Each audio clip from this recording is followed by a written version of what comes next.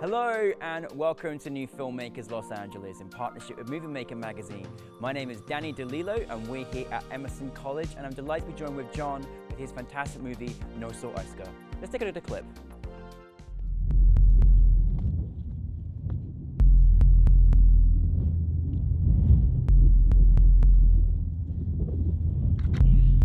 Quisiera decirte por qué me fui, pero no sé cómo.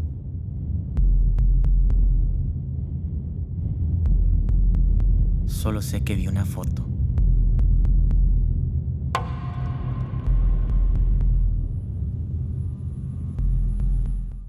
John, we get to do this in person. As Yes. you know, you're an alumni of New Filmmakers, but thank you for coming back to us.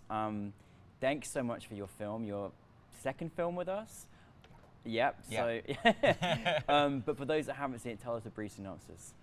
So No Soy Oscar is a short film, short doc, about a journey that I took along the border to try to find the spot where a young Salvadoran father and his daughter drowned in the Rio Grande. I mean, the story was just mesmerizing and so powerful. When did that come for you that you wanted to sort of make this story into a film? The day they died, or the day Really, after the they day. died, because there was a photograph that kind of hit everybody's social media and the newspapers and all Yeah. that stuff, and it was very tragic and powerful and almost violent, the photograph, you know, in terms of the way that those bodies were found. And I was a new father at the time. My daughter was about to turn a year old, and the young daughter of this man, Oscar, his daughter, Angie Valeria, was about to turn 2. And I just, at that moment, I just couldn't like comprehend like the similarities and also the differences between him, a Salvadoran father, me, a Salvadoran American father, and the different privileges that I get to like enjoy without any, you know, fault of his. Yeah. And so there was this kind of like this crazy, like weird, distorted, parallel universe that was happening for me, and it never left me. It was like kind of stuck in my psyche. And when I was working on my next film after Manzanar, which was about the Salvadoran, the massacre at El Mozote, I was like, I have to make a film about this, and that's how that was the genesis of No Soy Oscar. Well, John, your way you deliver your films, I'm still thinking about your last film. It never left my mind, you know, and you know, because you really just dissect how the journey of one has had to take to kind of get to a certain point, and just for freedom, for freedom to be able to love their child, you know, and this must have, again, so personal to your own experiences, you know, of this two people that didn't get a chance to make it. Now putting yourself in this experience and going there and going to the actual spot, how was that experience being there? Like, I mean, we saw on camera how powerful it was, but how was that?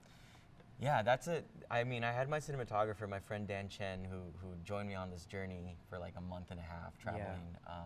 And when we got to that spot, I knew I was going to be emotional, but what's in the film is a very truncated version of how long I cried there, because it was really not just Oscar and his daughter. At the time we had been visiting, there was a giant winter storm in Texas that was shutting everything down. I had traveled to be there to see what the camp looked like, to see what the river looked like. There were still people crossing in like below 0-degree temperatures with their children.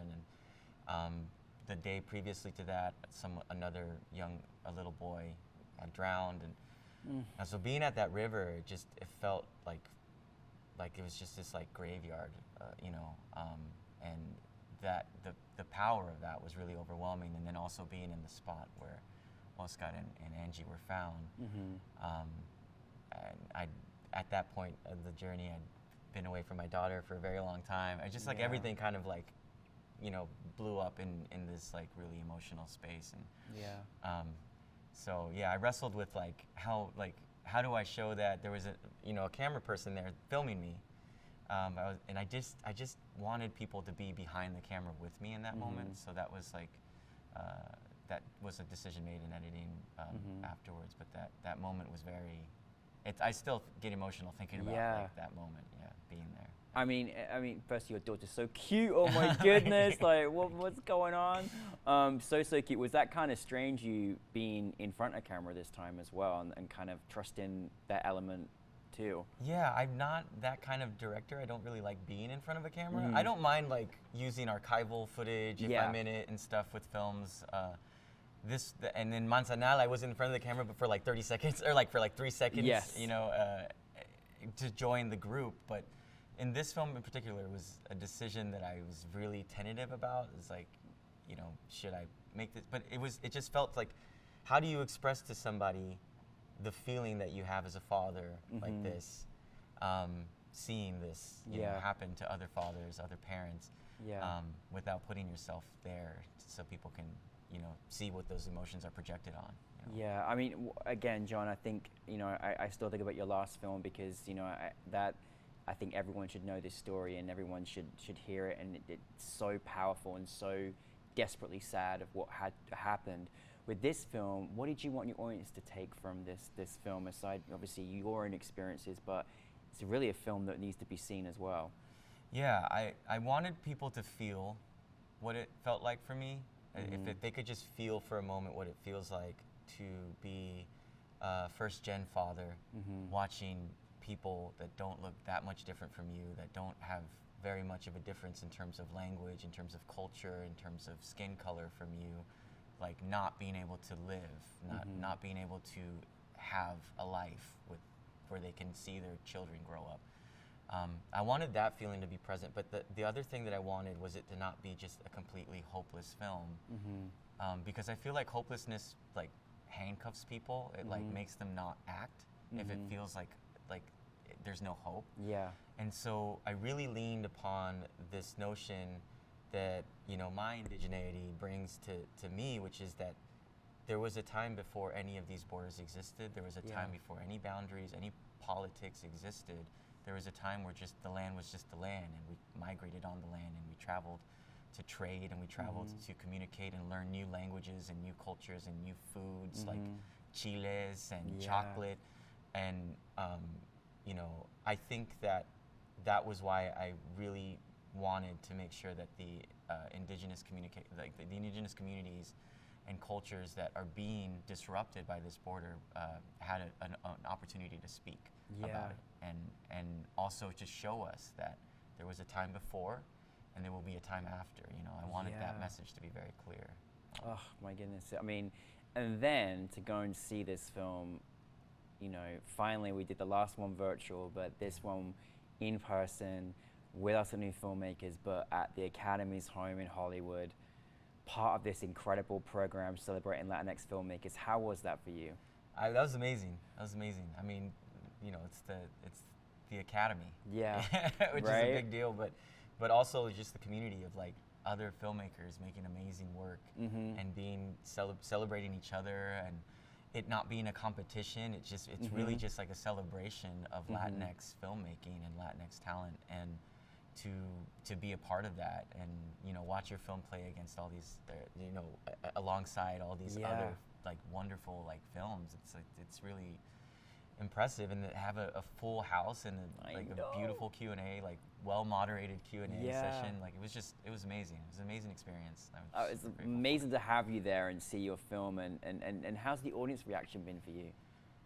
You know, it happened last night, and it continues to happen wherever No Soy Oscar plays, which is the reason I think ultimately I make films, is you have people come up to you and tell you something deeply personal about how your film touched them, and like they remember their mom, or they remember their dad, or they remember crossing themselves, or they think, or I had people who weren't Latinx but had children be like, your film just like, I felt that so strongly about a parent watching other parents have to go through this, and just those conversations that happen and the hugs that happen afterwards, and like that community building that film is creating.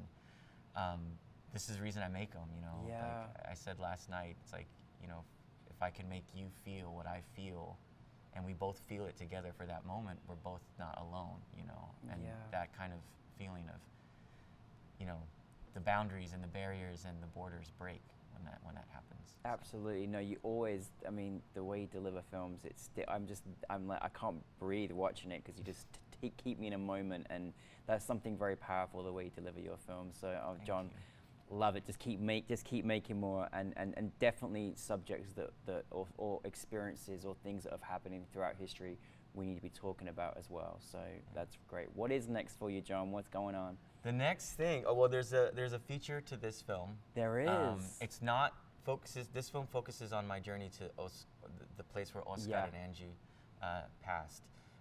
This film is focused on all the conversations I had with indigenous elders and culture keepers, as well as conversations with my family across the border who I visited, and my father. And we talk about, you know, the diaspora, really, like all the things that connect us and all the things that separate us. And it's very musical, so it's non-traditional. It's very musical because I'm an old musician, an ex-musician, not really ex because I still play, but it's very musically, you know, connected. And I feel like all these people have a conversation with all these sounds. And I was experimenting with that in No Soy Oscar. You can hear me hitting the wall. And so that's the next thing. And then a fiction screenplay that I've written about my mother's journey from El Salvador. Oh, fantastic. Those are the things I'm working on. I love that you're continuing to make film that, you know, from El Salvador, but also just to experience, you know, the history, but also personal things with your mum's journey. Yeah. Oh, that's so wonderful. That's so wonderful. So, John, what in your experience, you know, in the movies you've made thus far, what could you kind of share with our audience out there that kind of could help them in their journey? Any experience that you've had, or any kind of things that you go by to help you in your creative journey? I think my biggest thing that I learned, not just my own journey as somebody who is directing people, directing crews, directing subjects.